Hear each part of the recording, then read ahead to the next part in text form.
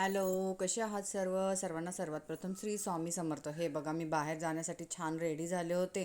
तेवढ्यात आणला मिस्टरांनी एवढा भाजीपाला सांगितली होती, एकच भाजी आणि बघा किती भाजीपाला घेऊन आले.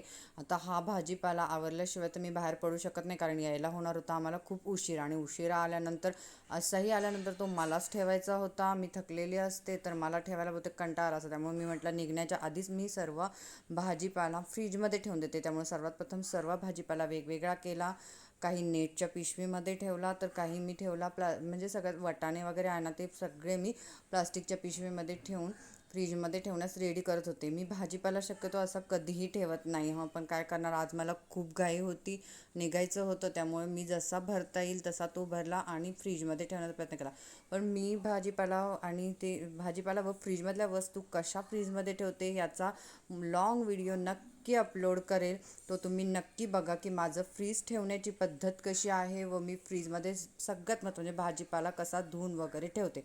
बाकी झालं आता. श्री स्वामी